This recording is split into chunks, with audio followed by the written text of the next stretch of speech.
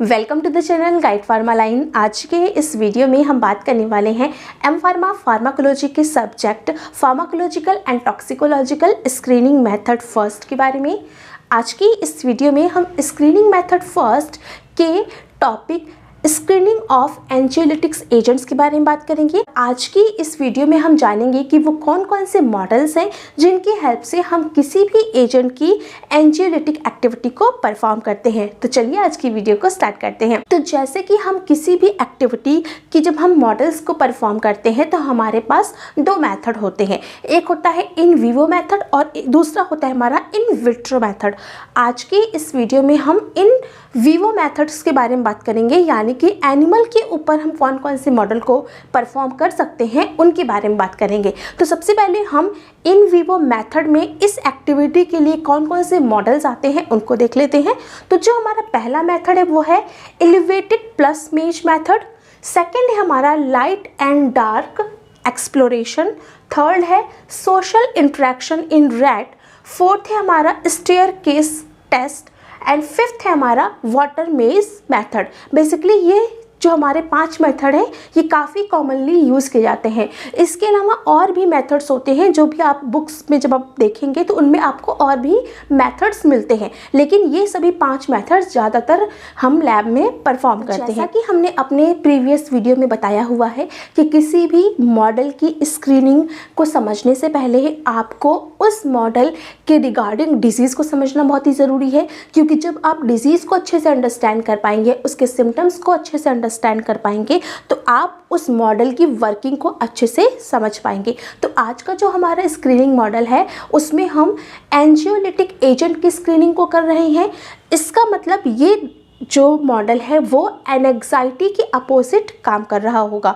तो हम सबसे पहले एनेक्साइटी को समझेंगे कि एनेक्साइटी क्या होती है। तो एनेक्साइटी, जिसको हम आम भाषा में एक तरीके का घबराहट, जिसको हम समझते हैं कि घबराहट होना, तो एनेक्साइटी क्या है? एनेक्साइटी वो सिचुएशन है जिसमें किसी भी पर्सन के अंदर किसी भी चीज़ का फियर डेवलप हो जाता है, किसी भी चीज़ का डर डेवलप हो जाता है। तो इस कंडीशन को हम एनेक्साइटी बोलते हैं। वो एनेक्साइटी किसी सिचुएशंस की वजह से होती है, कुछ कंडीशंस की वजह से हो सकती है। तो क्या है, इस मॉडल में हम इसी घबराहट, इसी सिचुएशन में जो हम घबराहट पैदा हो रही है उसको कम करने के ऊपर काम करेंगे। तो जो हमारी ड्रग होगी वो उस सिचुएशनल घबराहट यानी कि वो फियर को वो कम करने का काम करेगी, यानी कि हमारी ड्रग फियर को रिड्यूस करने का काम करेगी, उसको डिक्रीज़ करने का काम करेगी। तो इस मॉडल में, इस जितने भी एनेक्साइटी के मॉडल हैं इसमें हम यही काम करेंगे कि हम एनिमल के जो फियर है उसको डिक्रीज़ करने का काम करेंगे। तो अब हम पहले अपने इस मॉडल के अंतर्गत आने वाले अपने पहले मॉडल को देख लेते हैं, जो है हमारा एलिवेटेड प्लस मेज मेथड। देखिए, एलिवेटेड प्लस मेज मेथड को समझने से पहले आपको इस मॉडल के जो हमारा इस मॉडल में यूज़ होने वाला इक्विपमेंट है उसको समझना पड़ेगा। एलिवेटेड प्लस मेज मेथड में इस्तेमाल होने वाले अपने इक्विपमेंट को समझ लेते हैं, जिसका नाम है एलिवेटेड प्लस मेज। और इस इक्विपमेंट के नाम में ही इसका पूरा इंट्रोडक्शन छुपा हुआ है। देखिए, इस मेथड में जो इक्विपमेंट इस्तेमाल हो रहा है इसका नाम है एलिवेटेड प्लस मेज। और एलिवेटेड प्लस मेज में एलिवेटेड का मतलब क्या है? एलिवेटेड का मतलब होता है उठा हुआ होना, यानी कि जो भी हमारा इक्विपमेंट है उसकी एक हाइट होगी, एक सर्टेन हाइट पे हमारा ये इक्विपमेंट बना हुआ होगा। और इसका जो स्ट्रक्चर है वो किस तरीके का है? यहाँ पे लिखा हुआ है प्लस मेज, यानी कि जो हमारा स्ट्रक्चर है वो एक प्लस मेज के जैसा है।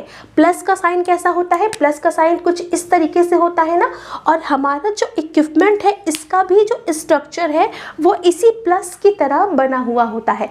और क्योंकि ये एक एलिवेटेड है यानी कि एक सर्टेन हाइट पे एक प्लस की मेज बनी हुई होगी, और ये जो प्लस की मेज बनी हुई होती है इसके अपने एक स्टैंडर्ड पैरामीटर्स होते हैं, उसके अकॉर्डिंग ही इसको मैन्युफैक्चर करना होता है, उसके अकॉर्डिंग ही इसको बनाया जाता है। जो हमारा ये प्लस मेज है ये बिल्कुल जैसे कि हम नॉर्मल टेबल देखते हैं अपने घरों में, इसका स्ट्रक्चर कुछ डिफरेंट होता है। देखिए, जैसे कि टेबल होती है तो टेबल को सपोर्ट करने के लिए उसके 4 पैर होते हैं। इसमें भी जो हमारा अरेंजमेंट है वो कुछ इसी तरीके का होगा, लेकिन यहाँ पर जो हमारी टेबल है वो टेबल ना होकर के एक प्लस मेज है, यानी कि प्लस साइन की बनी हुई एक टेबल है। और इसमें क्या होगा, जो हमारा टेबल है ये दो पार्ट्स में डिवाइडेड होता है। एक होता है हमारा ओपन आर्म और एक होता है हमारा क्लोज आर्म। देखिए ये जो टेबल में जो आपको सेंटर का पोर्शन दिख रहा है, ये सेंटर का पोर्शन खुला हुआ होता है, खुला हुआ होता है, तो इसको हम बोलते हैं ओपन आर्म। ये है क्या है, ये है हमारी ओपन आर्म। क्यों ओपन आर्म बोल रहे हैं, क्योंकि ये खुली हुई आर्म है। अब देखिए इस टेबल को, मतलब इसके सेंटर पोर्शन को आप देखेंगे तो इसका जो सेंटर पोर्शन है इसको सपोर्ट देने के लिए नीचे क्या होगा, नीचे इसके लेग्स लगे होंगे जिनकी हाइट होती है 50 सेंटीमीटर। इसकी हाइट बहुत ही इंपॉर्टेंट रोल प्ले करती है, क्योंकि आपकी जो मॉडल है उसमें इसकी एक स्पेसिफिक हाइट दी हुई है, उसी हाइट पे ही हमारा ये इक्विपमेंट बनाया जाता है।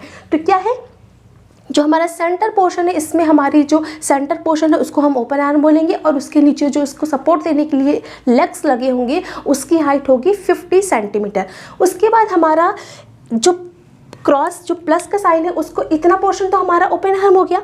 अब ये बचता है हमारा इधर का पोर्शन। जो हमारे दो रिमेनिंग पोर्शंस बचे हुए हैं, ये दो रिमेनिंग पोर्शंस क्या होते हैं, ये होते हैं क्लोज आर्म।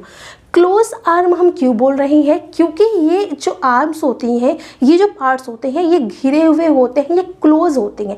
क्लोज कैसे होंगे कि हम किसी भी चीज़ को कवर कर देते हैं उस तरीके से कवर हुआ होता है। और कवर करने का क्या है कि जो हम इसके कवरिंग करेंगे तो उसमें जो इसकी हाइट होगी वो 40 सेंटीमीटर होगी, यानी कि 40 सेंटीमीटर की हाइट होगी।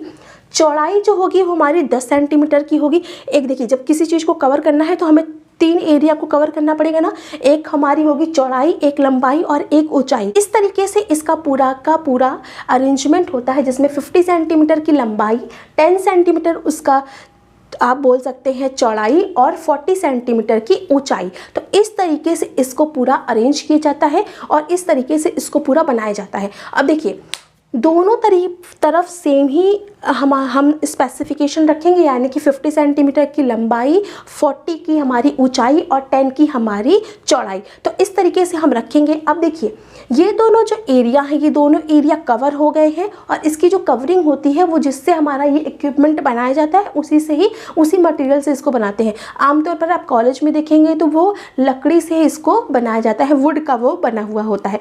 अब देखिए हम जब एनिमल को प्लेस करते हैं तो वो हम इस सेंटर में प्लेस करते हैं। सेंटर में कहाँ प्लेस करेंगे, इस सेंटर में चारों तरफ की ओपनिंग है, मतलब कि इस सेंटर के दूसरी तरफ हमारा ओपन आर्म है और उसकी अपोजिट साइड में हमारा क्लोज आर्म है। तो एनिमल को हम यहाँ पर सेंटर में छोड़ते हैं, और सेंटर में छोड़ने के बाद हम उसकी एंट्री को देखते हैं कि वो क्लोज आर्म में जा रहा है या फिर ये ओपन आर्म में जा रहा है। ये है हमारी क्लोज आर्म, ये दोनों क्लोज आर्म हो गई, और ये हो गया हमारा ओपन आर्म। हम सेंटर में क्यों छोड़ रहे हैं, क्योंकि सेंटर से दोनों चीज़ें हमारी इक्वल डिस्टेंस पे हैं, तो वो एनिमल की चॉइस होगी कि वो उसको किस तरफ को मूव करना है। तो इसलिए इसमें हम यहाँ पे एनिमल को सेंटर में छोड़ते हैं। क्योंकि हम आपको फिजिकली इस इक्विपमेंट को नहीं दिखा सकते, इसलिए हमने यहाँ पर आपको बोल्ड में ही इसकी इक्विपमेंट के स्ट्रक्चर को समझाने की कोशिश की हुई है। आई होप आपको ये इक्विपमेंट समझ में आया होगा कि इक्विपमेंट किस तरीके से होता है। तो अब हमने इसकी वर्किंग को अच्छे से अंडरस्टैंड कर लिया है। अब हम इस मॉडल के प्रिंसिपल को देख लेते हैं कि इस मॉडल का प्रिंसिपल क्या है। तो देखिए इस मॉडल का प्रिंसिपल क्या है, the test help in selecting identification of anxiolytic and anxiogenic activity, यानी कि इस मॉडल की हेल्प से हम अपनी ड्रग की anxiolytic as well as anxiogenic activity को परफॉर्म करेंगे, उनको सेलेक्ट करेंगे। अब देखिए एंजियोलिटिक ड्रग्स क्या होंगी, एंजियोलिटिक ड्रग्स यानी ऐसे ड्रग्स जो एनेक्साइटी को लिटिक यानी कि ब्रेक करने का काम कर रही होंगी, यानी कि ऐसे ड्रग जो एनेक्साइटी को डिक्रीज करने का काम कर रही होंगी। और एंजियोजेनिक ड्रग्स क्या होंगी, एंजियोजेनिक ड्रग्स ऐसी ड्रग होंगी जो एनेक्साइटी को प्रोड्यूस करने का काम कर रही होंगी, एनिमल के अंदर एनेक्साइटी को बढ़ाने का काम कर रही होंगी। तो अब देखिए जो भी हमारी ड्रग जिस भी तरीके का नेचर शो कर रही होगी, या तो वो एनेक्साइटी को बढ़ा रही है या तो वो घटा रही है, दोनों तरीके की ही ड्रग को हम इस मॉडल की हेल्प से आइडेंटिफाई कर पाएंगे। तो जो हमारा एंजियोलिटिक्स कंपाउंड है, वो एंजियोलिटिक्स कंपाउंड क्या काम करेगा, इंक्रीज ओपन आर्म एक्सप्लोरेशन, यानी कि जैसा कि हमने आपको वर्किंग में दिखाया कि इसमें 2 आर्म होती है, एक क्लोज और एक ओपन आर्म्स, 2 क्लोज और 2 ओपन आर्म होती हैं। तो इस मॉडल में जो भी हमारी एंजियोलिटिक्स ड्रग होंगी, ऐसी ड्रग्स क्या करेंगी, इंक्रीज कर देंगी ओपन आर्म एक्सप्लोरेशन को, यानी कि एनिमल जो ओपन आर्म है इक्विपमेंट का, उसके तरफ उसका एक्सप्लोरेशन बढ़ जाएगा, उसका मूवमेंट बढ़ जाएगा। और ये क्यों होगा, क्योंकि हमारा एनिमल जो है वो एक्सप्लोर करना चाहेगा एरिया को, उसको उसके अंदर कोई भी एंग्जाइटी नहीं रहेगी, किसी भी तरीके का उसको कोई भी डर फील नहीं होगा, जिसकी वजह से हमारा एनिमल ओपन एरिया में ज़्यादा एक्सप्लोर करेगा अपने आप को। तो ये है। और अगर हम बात करें एंजियोजेनिक कंपाउंड्स की, तो एंजियोजेनिक कंपाउंड इसका ठीक उल्टा काम करेंगे, यानी कि ये डिक्रीज करेंगे ओपन आर्म एक्सप्लोरेशन को। यानी कि देखिए, एंजियोजेनिक कंपाउंड क्या कंपाउंड है, जो कि एंग्जाइटी को प्रोड्यूस कर रही हैं। और जब हम ऐसी ड्रग्स को एनिमल में इंट्रोड्यूस करेंगे तो ये ड्रग्स क्या करेंगी, एनिमल के अंदर एंग्जाइटी डेवलप करेंगी। और जब एंग्जाइटी डेवलप होगी तो वो एनिमल जो ओपन आर्म का एक्सप्लोरेशन है उसका डिक्रीज होने लगेगा, वो एनिमल घबराहट में आएगा, उसको फियर लगेगा और वो ओपन आर्म को छोड़ करके वो क्लोज आर्म की तरफ अपने मूवमेंट को करेगा और वो क्लोज आर्म में अपना टाइम ज़्यादा से ज़्यादा स्पेंड करेगा। ठीक है, ये हो गया। तो इस तरीके से हम अपने एनिमल्स की दोनों टाइप की एक्टिविटी को परफॉर्म करते हैं। अब देखिए, जो भी हमारा ओपन आर्म और क्लोज आर्म है, या फिर जो भी हमारा एपरेटस है, जिसमें हमने आपको बताया ना कि जिसमें दो हमारे क्लोज आर्म होते हैं, 2 हमारे ओपन आर्म होते हैं, और सेंटर का जो पोर्शन होता है परपेंडिकुलर होता है दोनों ही आर्म्स के, उनको वो कनेक्ट करने का काम करता है, जहाँ पे हम अपने एनिमल को छोड़ते हैं। तो ये होता है हमारा इसका बेसिक प्रिंसिपल। अब हम बात कर लेते हैं कि इस मेथड में हम कौन से एनिमल को इस्तेमाल करेंगे और हमारी स्टैंडर्ड ड्रग क्या होगी। तो बेसिकली इस मेथड में हम एनिमल जो इस्तेमाल करते हैं वो होता है 200 से लेकर के 300 ग्राम का रैट। 200 से लेकर के 300 ग्राम बॉडी वेट का रैट हम इसमें इस्तेमाल करते हैं।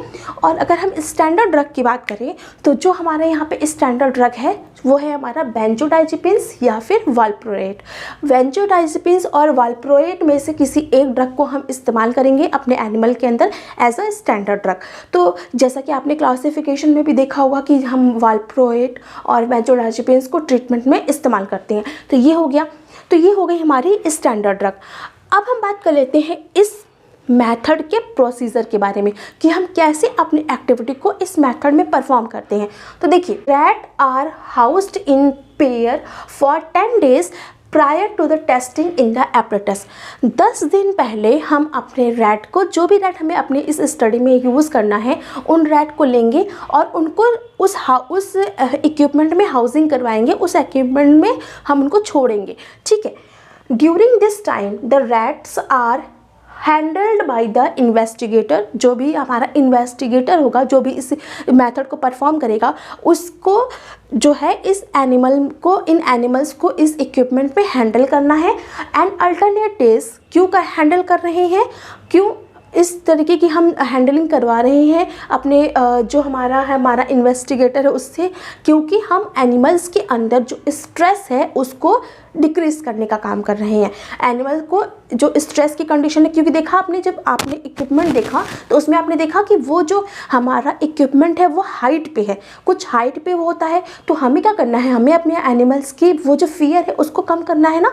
तो हम अपने एनिमल्स के फियर को कम करने के लिए, अपने एनिमल्स के स्ट्रेस को कम करने के लिए, उनके अंदर वो फियर कम हो इसलिए उनको वहाँ पे छोड़ते हैं और उस दौरान हमारा इन्वेस्टिगेटर उनको हैंडल करता है। नेक्स्ट क्या है, animals are divided into 3 groups. Each groups contain 6 animals. यहाँ पे हमें अपने एनिमल्स को ग्रुप्स में डिवाइड कर देना है और एक ग्रुप में हमारे 6 एनिमल होने चाहिए। तो ग्रुप्स कैसे डिवाइड होंगे, एक हमारा होगा कंट्रोल का ग्रुप, एक होगा हमारा टेस्ट का ग्रुप और एक होगा हमारा स्टैंडर्ड का ग्रुप। अब तीनों ही ग्रुप्स को अपने ग्रुप्स के अकॉर्डिंग हम डोजिंग करवाएंगे, यानी कि कंट्रोल में हम व्हीकल देंगे, टेस्ट में हम अपनी टेस्ट रख देंगे और स्टैंडर्ड में हम अपनी स्टैंडर्ड रख देंगे, यानी कि बेंजोडाइजेपिन्स देंगे। अब देखिए, यहाँ पर भी जो हम डोजिंग कर रहे हैं वो हम बाय आईपी रूट करते हैं। आईपी रूट से हम करते हैं डोजिंग को। तो यहाँ पर हमारा जो रूट होगा वो IP रूट होगा। तो इन तीनों ही एनिमल्स पे हम अपनी डोजिंग करने के बाद, रिस्पेक्टेड डोजिंग करने के बाद, उन एनिमल्स को आफ्टर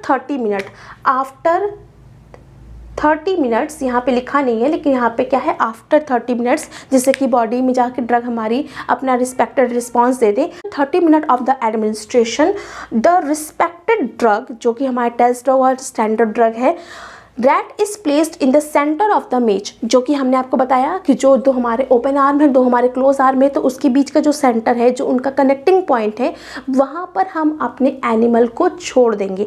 और छोड़ने के बाद हम क्या करेंगे, observe the animal for 5 minutes.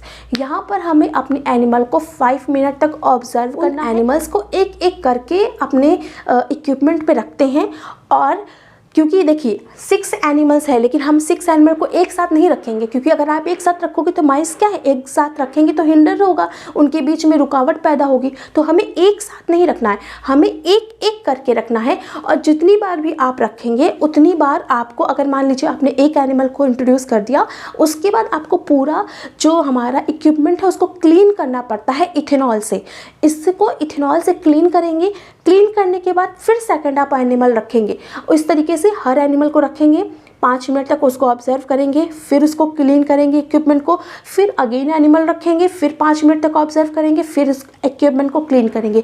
हर बार हम इस तरीके का प्रोसीजर हर ग्रुप के लिए परफॉर्म करेंगे। अब देखिए इस ड्यूरेशन में हम क्या चेक करेंगे, इस ड्यूरेशन में हम चेक करेंगे कि हमारा जो एनिमल है वो ओपन आर्म में कितना टाइम स्पेंड कर रहा है, क्लोज आर्म में कितना टाइम स्पेंड कर रहा है।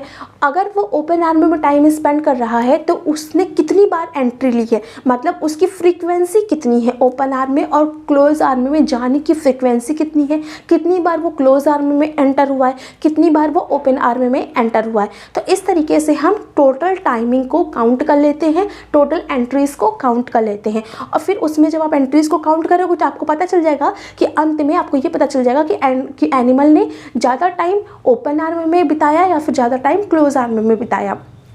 अब अगर हमारा एनिमल ओपन आर्म में ज़्यादा टाइम स्पेंड कर रहा है, ये क्या रिफ्लेक्ट करता है कि हमारे एनिमल के अंदर एंग्जाइटी नहीं है। और ये एंग्जाइटी क्यों नहीं है, क्योंकि जो भी हमने अपनी ड्रग उसको इंट्रोड्यूस करी है वो ड्रग एज ए एंग्जाइटी के अपोजिट काम कर रही है। इसी वजह से उस एनिमल के अंदर एंग्जाइटी डेवलप नहीं हो रही है और वो एनिमल ओपन आर्म में अपना ज़्यादा टाइम स्पेंड कर रहा है। इसका ठीक अपोजिट, अगर एनिमल हमारा क्लोज आर्म में ज़्यादा टाइम स्पेंड कर रहा है, इसका मतलब उसके अंदर एंग्जाइटी है और हमारी ड्रग ने उसके अंदर की एंग्जाइटी को रिड्यूस नहीं किया है। और इस वजह से हमारी जो एनिमल है वो हमारा एनिमल क्लोज आर्म में ज़्यादा अपने आप को सेफ महसूस कर रहा है, अपने आप को डर उसको जो लग रहा है उसको वो अपने आप को क्लोज आर्म में ज़्यादा सेफली महसूस करने की वजह से वो वहीं पे अपना टाइम स्पेंड कर रहा है और वो ओपन आर्म की तरफ नहीं जा रहा है। तो इस तरीके से हम अपनी ड्रग की एक्टिविटी को फाइंड आउट कर लेंगे। और अगर हमारी ड्रग ने